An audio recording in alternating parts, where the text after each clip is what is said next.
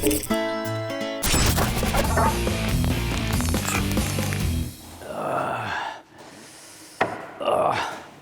calor, cabron. Que calor. Aujourd'hui, je vais vous parler de Luz, la fleur del mal.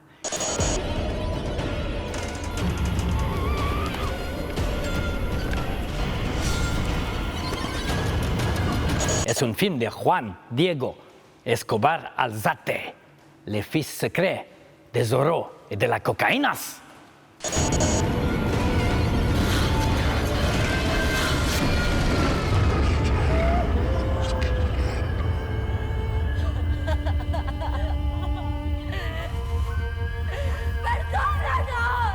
La fleur del mal, ça veut dire la fleur du mal. Alors c'est pas Baudelaire, c'est la fleur et c'est le mal. C'est un film très contemplatif, comme dirait Toby Hooper derrière la caméra. C'est un film très pieux, c'est un film sur la foi, c'est un film sur Dieu, c'est un film sur Jesus. Alors c'est quoi? Ça se passe en Colombie, normal, c'est un film colombien. C'est un film qui raconte l'histoire d'une famille très pieuse tenue par un père dur, un père qui a la foi, un père violent, voilà, une petite famille comme ça isolée dans la campagne et il est un petit peu le chef spirituel du village parce qu'il fait un peu peur par sa brutalité et sa ferveur.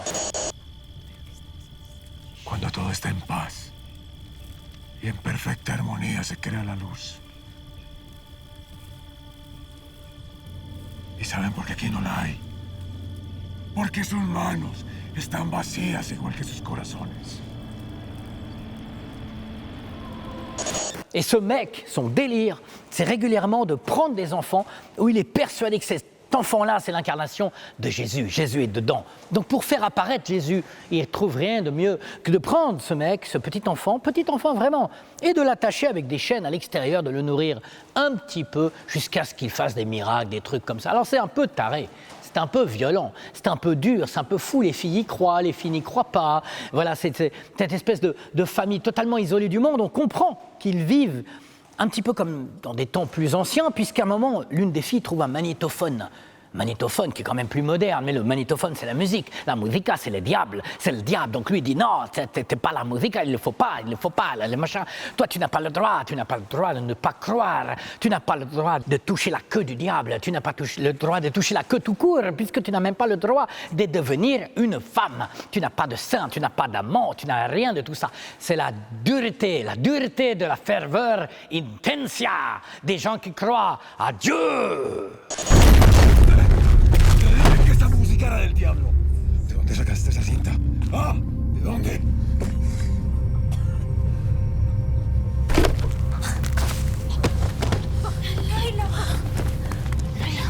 Laila sabía.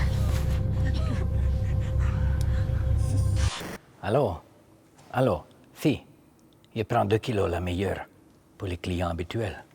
Tu sais où livrer? À Aix-en-Provence. Luz est-il un bon film? Je ne sais pas. Si je sais. Oh, je sais pas. Ça n'existe pas, la subjectivité.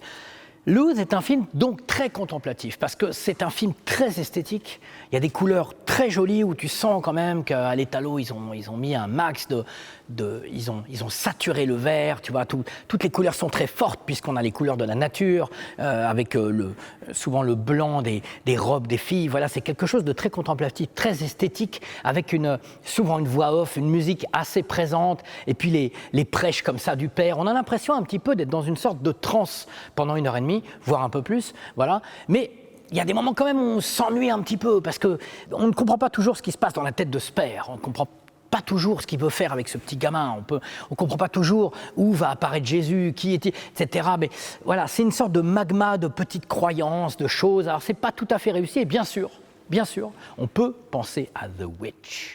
The Witch, qui a cartonné il y a quelque temps, qui a été vraiment un film qui a été une petite bastos comme ça dans le monde du cinéma fantastique, un petit peu par exemple comme Hérédité ou Midsommar. Voilà, des petits films comme ça qui ont marché et marqué, puisqu'on retrouve un petit peu ces éléments-là. Le père relou, les filles qui n'ont pas le droit de devenir femmes, la féminité, etc.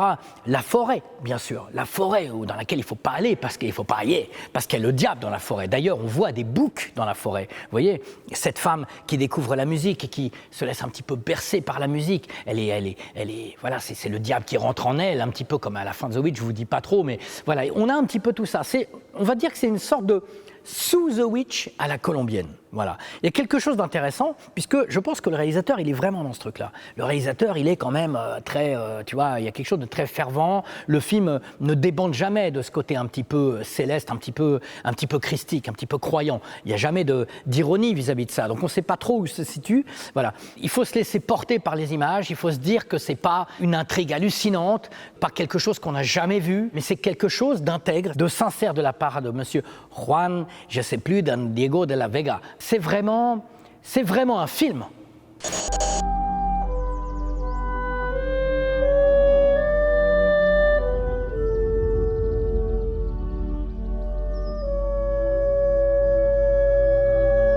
C'est un film pieux un peu comme c'est création de Dieu. Regarde-moi cette belle petite salade. Hein? Feuille après feuille, tu les défeuilles comme tu défeuilles les femmes du film. Car il est quand même un peu question de sexualité dans le film. Vous savez, il y a tout ce truc-là, comme ça, le père qui dit ah, la sexualité, c'est pas bien, etc. Mais de temps en temps, lui, il va sauter sur une femme, il va la prendre sauvagement. Yo era la luna y lo sabía. La luz del cielo.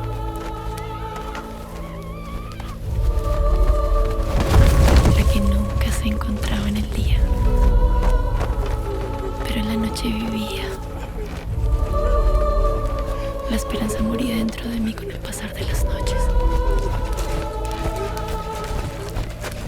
Voilà, c'est un petit peu ça, Luz.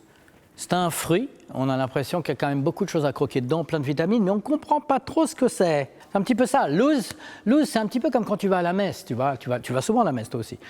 Quand on va à la messe, comme ça, et puis que le mec, il a des sermons, des choses, alors ça là vachement intéressant, je me laissais porter, je fais mais tu comprends pas tout, voilà. Il y a quand même des images qui sont très fortes. Il y a cet enfant, comme ça, qui est enchaîné pendant tout le film et qui ne parle jamais. Le faciès complètement angélique. Cet enfant, est-il Jésus? Et n'est-il pas Jésus? Est-il un fruit? Est-il un fruit, un légume, un bout de caillou? Qu'est-ce que c'est que ça? On ne sait pas. Il y a vraiment tout ce questionnement, à tel point que la violente ferveur du père, elle est même questionnée à un moment dans le film par les autres personnages du village qui disent on ne sait pas si Dieu va... On ne croit plus à tes sermons. Et on est un peu comme ça, nous, spectateurs. C'est-à-dire qu'on est porté par quelque chose de céleste et puis au bout d'un moment, on se dit ah, je ne comprends pas trop ce que me raconte le film quand même. Hein. Qu'est-ce qu'il nous raconte? Luz, c'est la lumière. Mais la lumière, au bout d'un moment, il fait un peu sombre quand même. Hein. Voilà, on ne comprend pas tout. Mais il y a des très belles images qui demeurent. C'est un film qui a eu une très très grande vie en festival, qui a été très apprécié. Vraiment, ça a mis le réalisateur sur la carte, comme on dit aux États-Unis. Mais je ne pense pas que ça soit un très grand film. C'est un film qui aurait mérité d'avoir une espèce de pierre angulaire plus forte. Vous savez, au Japon, il y a ça. Dans les maisons traditionnelles, dans la campagne, il y a un grand pilier en bois, comme ça. Et la maison, elle est construite autour. Et au fur et à mesure des siècles, avec ce petit légume, la maison, bien sûr, commence à s'abîmer. Donc, au bout d'un moment, la maison, on la rase, on en construit une autre. Mais on garde ce grand pilier de bois pour le déplacer et construire une autre maison autour du pilier. Comme si l'histoire de la maison se transmettait de maison, de construction en construction, de famille en famille. Voilà. Le film qui nous intéresse aujourd'hui est un petit peu comme ça. Il manque de ce gros pilier. On sent qu'il y a tout, mais voilà. Après, c'est un premier film. Il a voulu beaucoup pour dire que c'est un premier film. En ça vaut quand même le coup, merde, de le regarder. Surtout que j'ai cru comprendre qu'il y avait eu une campagne Indiegogo pour financer le film, en tout cas en partie. Donc ça prouve qu'on peut, une fois de plus, faire des films avec l'envie du public, avec la ferveur, comme une espèce de messe. Voulez-vous voir Luz? Si, tu donnes les pesetas.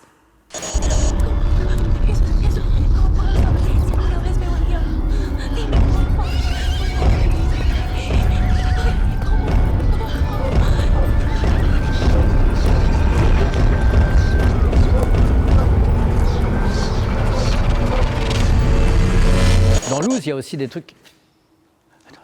La Luz, la lumière divine. C'est toi, Seigneur. C'est toi. C'est toi, Seigneur. Ah, les yeux, mère de Dieu. Putain, violent ce mec. Non, il y a quand même des scènes qui sont cool. Je veux dire, il y a par exemple des scènes très fortes comme cette fille qui, pour avoir Dieu en elle, avale des pages de la Bible, tu vois, pour avoir Dieu dans son ventre, pour avoir... Et puis elle croit que, après je vous dis pas ce qui se passe, mais tu la vois manger des pages, regarde ces images.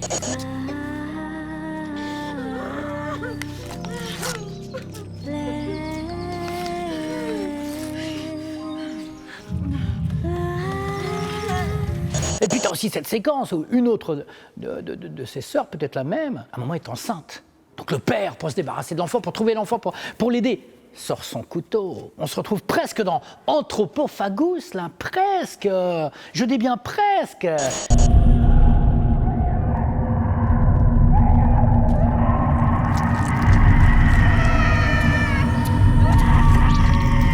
Personne, pas même Luz, échappe au casting quantique. Mais j'ai pas trouvé grand monde. Peut-être l'œuvre de Dieu ou du diable. J'ai trouvé néanmoins Michael Shannon qui aurait mangé trop de tacos. Michael ? Certes, c'est un peu tiré par les cheveux, mais c'est comme ça. T'as vu les cheveux qu'il a, mon pote ? Faut tirer sur sa crinière. Et puis j'ai trouvé cette femme, regarde-la. Elle ressemble à ma cousine. Tu la connais pas, mais elle ressemble à ma cousine, crois-moi. Crois-moi, je ne mens jamais. Je vous avais posé une question il y a quelque temps, je vous avais dit, quel serait pour vous l'ultime contre-emploi en France ? Un acteur, une actrice qui fait quelque chose qu'on n'en a pas l'habitude de voir. Qu'est-ce que vous aimeriez voir ? Eh bien, vous avez été très nombreux à être motivés par cette idée, notamment, par exemple, Stéphane Goldman qui a dit « Jean-Pierre Bacri en bad lieutenant ». Façon Abel Ferrara. Ça taperait. Dans un premier film, Alain Chabat en réanimateur vénère qui ramènerait le bad lieutenant à la vie. On aurait ensuite un bad Bacri lieutenant zombie. C'est le bordel, c'est le cinéma Z à la française. Voilà une bonne idée. Bon, tout le monde n'est pas vivant dans ce que tu nous as dit, mais on va quand même y arriver. Gabriel Boller, grand fan de Frickson, qui nous dit « J'aurais adoré voir Louis de Funès incarner le docteur Heiter dans The Human Centipede ». En voilà une bonne idée. Alors s'il vous plaît, je ne sais pas l'imiter, mais ça aurait été marrant. Et Coluche interprétait le rôle de Martin dans The Human Centipede 2. Ça aurait été marrant aussi. Nécromorbide, bien sûr, qui dit « J'aurais adoré, ou presque, voir Fabrice Lucchini en prêtre alcoolique faisant régner l'ordre la nuit dans les quartiers chauds avec en second rôle Laetitia Casta en prostituée qui lui prête main forte. Omar Sy serait le grand méchant. On a le droit de rêver, à moins que c'est mon bédo qui parle. Peut-être, nécro. Et pour terminer, rien du tout. J'en jette mon téléphone et j'ai une nouvelle question pour vous. La nouvelle question serait « Si vous tombiez amoureux d'une femme ou d'un homme et vous vous rendez compte que c'est le diable lui-même, mais cette personne est extrêmement désirable. Que faites-vous ? Comment ça se passerait ? Racontez-nous votre passion. » J'en profite aussi pour présenter le mutant de la semaine, la nouvelle rubrique que tout le monde entier nous arrache avec les couilles. Une création de Nicolas Alberni et moi-même. Regardez bien, Shaolin Shocker. C'est le mutant de la semaine. C'est pas un truc de ouf ? Quant à moi, je m'en vais rejoindre Monseigneur, il Signor Diavolo. Il m'appelle, Signor. Il arrive. Je suis à vous.